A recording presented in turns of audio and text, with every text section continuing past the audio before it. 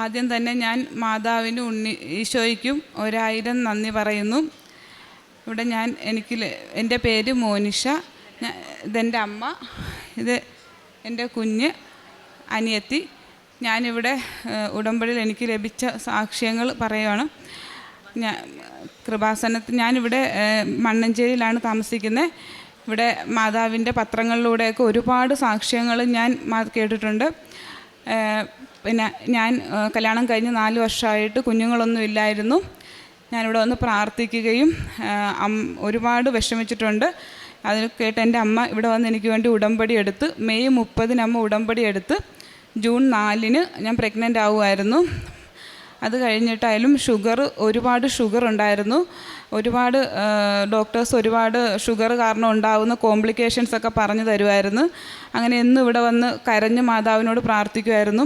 അങ്ങനെ ഒരു ദിവസം ഇവിടെ നിന്ന് പ്രാർത്ഥിക്കുന്ന കണ്ടുകൊണ്ട് അച്ഛൻ വിളിക്കുകയും അച്ഛൻ വയറ്റിൽ തൊട്ട് പ്രാർത്ഥിക്കുകയും ഒരു കുഴപ്പവും ഇല്ലാതെ നിനക്കൊരു കുഞ്ഞിനെ തരികയെന്നും സുഖപ്രസവത്തിലൂടെ തന്നെ തരുമെന്നും പറഞ്ഞു. മാതാവിന് എനിക്ക് 2019 ഫെബ്രുവരി 4 ഒരു കുഴപ്പവും കൂടാതെ ഒരു കുഞ്ഞിനെ തന്ന് മാതാവ് എനിക്ക് അനുഗ്രഹിച്ചു. ഈ സാക്ഷ്യം ഞാൻ കുറച്ച് വൈകിപ്പോയി പറഞ്ഞത്. അതിൽ ഞാൻ ആദ്യം തന്നെ മാതാവിനോട് മാപ്പ് അപേക്ഷിക്കുകയാണ്. പിന്നെ അത് കഴിഞ്ഞായാലും ഒരു ജോലിക്കൊക്കെ ആയിട്ട് ഒരുപാട് വിഷമിച്ചു. അതും മാതാവിൻ്റെ അനുഗ്രഹത്തിൽ കുവൈറ്റിലൊരു ജോലി ലഭിക്കുകയും ചെയ്തു. പിന്നെ 2ാമത് ഗർഭിണി ആയപ്പോഴും കുവൈറ്റിൽ യുദ്ധവും പ്രശ്നങ്ങളും ഒക്കെ ആയിട്ടും ഇങ്ങോട്ട് പോരാൻ പറ്റില്ല എന്നുള്ള ഇതിൽ നിൽക്കുകയായിരുന്നു. അവിടെയും മാതാവ് തന്ന അനുഗ്രഹം എത്ര പറഞ്ഞാലും നന്ദി പറഞ്ഞാലും തീരില്ല. മാതാവ് ഇവിടെ എത്തിച്ചു. 2ാമത് കുഞ്ഞുണ്ടായപ്പം കുഞ്ഞിന് ചെറിയൊരു ഹൃദയത്തിന് ചെറിയ രക്തോട്ടം കുറവാണെന്ന് പറഞ്ഞു. ഇത് വേണ്ട എന്ന് വെക്കണമെന്ന് വരെ പറഞ്ഞു. പക്ഷേ ഞാൻ വിശ്വസിക്കുന്ന മാതാവ് എനിക്ക് ആദ്യത്തെ കുഞ്ഞിനെ തന്ന പോലെ തന്നെ ഈ കുഞ്ഞിനെ തരുമെന്ന് ഞാൻ ഉറച്ചു വിശ്വസിച്ചു. ഓരോരോ സ്കാൻ കഴിയുമ്പോഴും ഓരോന്നായിരുന്നു പറയുന്നത്. എന്തെങ്കിലും അംഗവൈകല്യം ഉണ്ടാവാം കുഞ്ഞിന്, സ്കാനിങ്ങിൽ ഹൃദയത്തിന് ഇങ്ങനെ പ്രശ്നങ്ങളുണ്ടെന്നൊക്കെ പറഞ്ഞു. അന്നൊക്കെ കുവൈറ്റിലിരുന്ന് പ്രാർത്ഥിക്കുമ്പോഴും ഓരോ ഉടമ്പടി ധ്യാനങ്ങളിലും മാതാവ് എനിക്ക് അതിന് ഓരോരോ ഉത്തരങ്ങൾ ആ ധ്യാനത്തിലൂടെ മാതാവ് എനിക്ക് അച്ഛനിലൂടെ പറയുന്നുണ്ടായിരുന്നു. ആ ഒരു ഉറച്ച വിശ്വാസത്തിലാണ് ഞാൻ മുന്നോട്ട് പോകുന്നത്. അത് കഴിഞ്ഞ് ഇവിടെ വന്ന് സ്കാനിങ്ങിൽ അമൃതയിലാണ് കാണിച്ച് സ്കാനിങ് ചെയ്തപ്പോഴും സ്കാനിങ് ചെയ്യാൻ പോയപ്പോൾ എന്നോട് പറഞ്ഞു എക്കോ എടുക്കാനായിട്ട് വരണമെന്നും. അങ്ങനെ ഞാൻ ഏപ്രിൽ എക്കോ എടുക്കാനായിട്ട് ഇവിടെ വന്നപ്പോഴും ഞാനിങ്ങനെ മനസ്സിലാഗ്രഹിച്ചു ഒന്ന് ജോസഫ് അച്ഛനെ കണ്ടിരുന്നെങ്കിലോ, അച്ഛനൊന്ന് വയറ്റിൽ തൊട്ട് എൻ്റെ പ്രാർത്ഥിച്ചിരുന്നെങ്കിലോ എന്ന്. അതിലാണ് നമ്മൾ ഉറച്ചു വിശ്വസിച്ചത്. പക്ഷേ പല വഴികൾ തേടിയിട്ടും അച്ഛനെ കാണാൻ എനിക്കൊരു സാഹചര്യം ഉണ്ടായില്ല. അങ്ങനെ ഇരിക്കുമ്പോഴാണ് ആ മാസത്തിൽ അച്ഛൻ്റെ ആദ്യത്തെ ചൊവ്വാഴ്ചയിലെ ധ്യാനത്തിൽ അച്ഛൻ പറയുന്നത്, നിങ്ങൾ മാതാവിനോട് പ്രാർത്ഥിക്കുമ്പം നിങ്ങളുടെ ഒരു വിഷമം മാതാവ് കാണാതിരിക്കില്ല. അതിൽ ഞാൻ തൊട്ട് പ്രാർത്ഥിച്ചില്ലെങ്കിലും അത് മാതാവ് കണ്ടതാണെങ്കിൽ അത് നടക്കുമെന്നും. എങ്കിലും നമ്മുടെ ആ മനസ്സ് അച്ഛനെ ഒന്ന് കാണണമെന്ന് തന്നെയായിരുന്നു ഉറച്ചു ഇതായിരുന്നേ. അങ്ങനെ എക്കോ എടുക്കാൻ പോകുന്നതിൻ്റെ അന്ന് രാവിലെ ഇവിടെ വന്ന് മുട്ടിലിരുന്ന് പ്രാർത്ഥിക്കുമ്പം അച്ഛൻ അവിടെ നിൽക്കുന്ന ഒരു സ്ത്രീ, ഒരു ഗർഭിണിയായ സ്ത്രീയുടെ വയറ്റിൽ കൈവച്ചിട്ട് അച്ഛൻ പറയുന്നുണ്ട്, പോയി വരൂ, ഒരു കുഴപ്പവും ഉണ്ടാവത്തില്ല, ഇതിലൊരു കുഴപ്പവും ഇല്ല, മാതാവിനോട് പ്രാർത്ഥിച്ചിട്ടുണ്ട്, ഒരു ആരോഗ്യമുള്ളൊരു കുഞ്ഞിനെ മാതാവ് തരുമെന്നും. വെച്ച കൈ അത് എൻ്റെ വയറ്റിലായിട്ടാണ് ഞാൻ ചിന്തിച്ചതും. ഞാൻ അമൃതയെ ചെന്നപ്പോൾ തന്നെ എൻ്റെ മനസ്സിൽ മൊത്തം അച്ഛൻ പറഞ്ഞ വാക്കുകളായിരുന്നു, ഒരു കുഴപ്പമില്ല, നിൻ്റെ പ്രാർത്ഥന മാതാവ് കേട്ടിട്ടുണ്ടെന്ന്. ഞാൻ അങ്ങനെ അവിടെ ചെന്നിട്ടും ഉടമ്പടി തൈലം വയറ്റിലൊക്കെ തേച്ചു ആണ് സ്കാനിങ്ങിന് കയറിയത്. അന്ന് ആ സ്കാൻ ചെയ്യുമ്പോഴായാലും ആ ഡോക്ടറെ മൊത്തം ഞാൻ മാതാവിനോട് പ്രാർത്ഥിക്കാം, മാതാവ് ഒന്നും എന്നെ പേടിപ്പിക്കുന്നതായിട്ട് പറയല്ലേ. കാരണം ഞാൻ കേട്ടതും അറിഞ്ഞതും ഒന്നും ഞാനും മാതാവും അല്ലാതെ അതിൽ വേറൊരു ആൾക്കറിയില്ല. ഞാൻ ആരോടും പറഞ്ഞിട്ടില്ല എനിക്ക് എന്തൊക്കെയായിരുന്നു കുഞ്ഞിന് പറഞ്ഞിരുന്ന അംഗവൈകല്യങ്ങളൊന്നും ഞാൻ പറഞ്ഞില്ല. എന്തായാലും ഞാനിത് മുന്നോട്ട് കൊണ്ടുപോകും, എനിക്ക് ഒരു കുഞ്ഞുണ്ടാകും, കുഴപ്പമില്ല, ഞാൻ ഉറച്ചു തന്നെ വിശ്വസിച്ചാണ് ഞാൻ മുന്നോട്ട് പോകുന്നത്. അങ്ങനെ അമൃതയിൽ സ്കാൻ ചെയ്ത് കഴിഞ്ഞ് ഡോക്ടർ പുറത്ത് വന്നിട്ട് ഒരു കുഴപ്പമില്ല, ഈ കുഞ്ഞിനെ ഞങ്ങൾ നോക്കിക്കോളാം, ഒരു കുഴപ്പമില്ലാതൊരു കുഞ്ഞായിരിക്കും, ഇനി എന്തെങ്കിലും ഉണ്ടായാലും അതിനുള്ള എല്ലാ സംവിധാനങ്ങളും ഞങ്ങൾക്കിവിടെ ഉണ്ടാകും.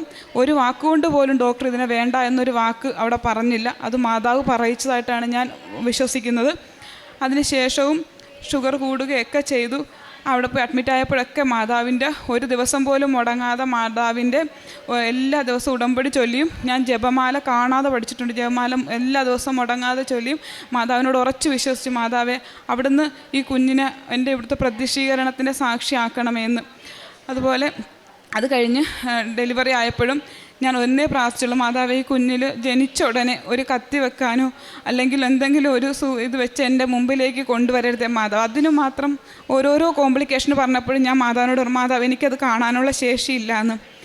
എന്താ എൻ്റെ അന്ന് ഡോക്ടർ പറഞ്ഞു ജനിക്കുമ്പം ബ്ലൂ കളറാകും കൊച്ച്, നമ്മൾ ചിലപ്പോൾ സൈനോട്ടിക്കിലോട്ട് പോകും, അങ്ങനെ പോവുകയാണെങ്കിൽ നമ്മൾ അതിൻ്റേതായ ട്രീറ്റ്മെൻറ്റുകൾ ചെയ്യുമെന്നും.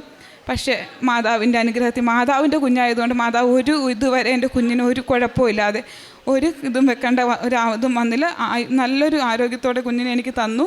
അന്ന് ഞാൻ പ്രാർത്ഥിച്ചു, മാതാവേ ആര് ഈ കുഞ്ഞിനെ കാണുന്നതിന് മുമ്പും ഞാൻ ഈ അൾത്താരയുടെ മുമ്പിൽ കൊണ്ടുവന്ന് കിടത്തിയിട്ട് ഞാൻ കൊച്ചിനെ കൊണ്ടുപോകുകയുള്ളെന്ന്. അതും കൊച്ച് ഡിസ്ചാർജായി 5 ദിവസം കഴിഞ്ഞപ്പം പൊക്കിൾക്കൊടി പോലും മാറാത്ത കുഞ്ഞിനെ ഞാൻ ഈ നടയിൽ കൊണ്ട് മാതാവിൻ്റെ കുഞ്ഞായിട്ട് ഞാൻ മാതാവിനെ സമർപ്പിച്ച്, അങ്ങനെ എനിക്ക് മാതാവിൻ്റെ അനുഗ്രഹങ്ങൾ എത്ര നന്ദി പറഞ്ഞാലും തീരത്തില്ല. അതുപോലെ ഇനി കുഞ്ഞിൻ്റെ ടെസ്റ്റുകളെല്ലാം വേറെ ടെസ്റ്റുകളെല്ലാം ഈ 1 മാസത്തിൽ ചെയ്ത ടെസ്റ്റുകളെല്ലാം ഇതുവരെ ഒരു കുഴപ്പങ്ങളും ഇല്ല. മാതാവിൻ്റെ അനുഗ്രഹത്തിൽ മാതാവിൻ്റെ കുഞ്ഞായിട്ട് തന്നെ കുഞ്ഞ് വളരും. എന്തായാലും മാതാവ് ഈശോയും തന്ന എല്ലാ അനുഗ്രഹങ്ങൾക്കും കോടാനുകോടി നന്ദി പറയുന്നു. കാരുണ്യ പ്രവർത്തനം ഞാൻ പത്രം എല്ലാം കൊടുക്കുമായിരുന്നു. പിന്നെ ഇവിടെ ഒരു മരിയൻ ഭവൻ എന്ന് പറഞ്ഞൊരിതുണ്ട്, അവിടെ ആഹാരത്തിനായിട്ടുള്ള സാധനങ്ങളൊക്കെ വാങ്ങിച്ചു കൊടുക്കുമായിരിക്കും. പക്ഷേ എനിക്ക് ഒരുപാട് കാരുണ്യ പ്രവർത്തനങ്ങൾ ഈ ഒരു ഗർഭിണിയായ സ്റ്റേജിൽ ചെയ്യാൻ പറ്റിയില്ല. ഇനിയുള്ള സമയത്തെല്ലാം അങ്ങനെയുള്ള പ്രേക്ഷിത പ്രവർത്തനങ്ങൾ തുടർന്നുകൊണ്ടേയിരിക്കും. എല്ലാ ദിവസവും അച്ഛൻ്റെ എല്ലാ ചൊവ്വാഴ്ചകളിലുമുള്ള ഉടമ്പടി ധ്യാനങ്ങൾ കൂടാറുണ്ട്. അതിലെല്ലാം അച്ഛൻ നമുക്കുള്ള ഉത്തരങ്ങളാണ്. നമ്മൾ എന്തിനാണോ വിഷമിച്ചിരിക്കുന്നത് ആ ഒരു വിഷമത്തിനുള്ള ഉത്തരം അച്ഛൻ ആ ഉടമ്പടി ധ്യാനത്തിലൂടെ നമുക്ക് തരുന്നുണ്ട്. പിന്നെ അച്ഛൻ്റെ രാവിലത്തെ ഉള്ള ഉടമ്പടിയുടെ ഡെയിലിവറിയുടെ എല്ലാ ദിവസവും ഞാൻ കേൾക്കാറുണ്ട്. ബൈബിൾ വായിക്കുകയൊക്കെ ചെയ്യുമായിരുന്നു. അതുകൊണ്ട് എല്ലാത്തിലും മാതാവിന് നന്ദി. കർത്താവ് അരുളി ചെയ്യുന്നു, ഞാൻ പ്രസവത്തോളം എത്തിച്ചിട്ട് പ്രസവം ഉണ്ടാകാതിരിക്കുമോ? ജന്മം നൽകുന്ന ഞാൻ ഗർഭപാത്രം അടച്ചു കളയുമോ? നിൻ്റെ ദൈവം ചോദിക്കുന്നു. യെശയ്യാ പ്രവാചകൻ്റെ പുസ്തകം 66-ാം അധ്യായം 9-ാം വചനമാണിത്. നമ്മുടെ എല്ലാ കാര്യങ്ങളിലും ഒരുപക്ഷെ കുടുംബ പ്രശ്നങ്ങളാവാം, ജോലി പ്രശ്നങ്ങളാവാം, കുഞ്ഞില്ലായ്മയാവാം, എന്തു തന്നെ ആയാലും തുടങ്ങിയ കാര്യമാണെങ്കിൽ പൂർത്തിയാക്കുന്ന ഒരു ദൈവമാണ്. ആ ദൈവത്തിൻ്റെ കരങ്ങളിലേക്ക് നമ്മുടെ പ്രശ്നങ്ങളും പ്രതിസന്ധികളും ബുദ്ധിമുട്ടുകളും എല്ലാം നമുക്ക് ഏൽപ്പിച്ചു കൊടുക്കാം. നമ്മെ താങ്ങുന്ന ആ ദൈവത്തിൻ്റെ കരങ്ങളിലേക്ക് ആണ് നമ്മുടെ പരിശുദ്ധ അമ്മ നമ്മെ കരം പിടിച്ച് നയിക്കുന്നത്. ഉടമ്പടി കൂടുതൽ തീഷ്ണതയോടെ, ആത്മാർത്ഥതയോടെ, വിശ്വസ്തയോടെ നയിക്കുവാനുള്ള കൃപയ്ക്കായി നമുക്ക് പ്രാർത്ഥിക്കാം. അത്യപൂർവ ദൈവാനുഭവങ്ങൾ ഇനി നിങ്ങൾക്കും സ്വന്തം. ഈ യൂട്യൂബ് ചാനൽ ഇതുവരെ സബ്സ്ക്രൈബ് ചെയ്തിട്ടില്ലെങ്കിൽ ഇപ്പോൾ തന്നെ സബ്സ്ക്രൈബ് ചെയ്യുക. ഈ വീഡിയോ ഇപ്പോൾ തന്നെ നിങ്ങളുടെ സുഹൃത്തുക്കൾക്ക് ഷെയർ ചെയ്തുകൊണ്ട് കർത്താവിൻ്റെ പ്രേക്ഷിതരാകുക.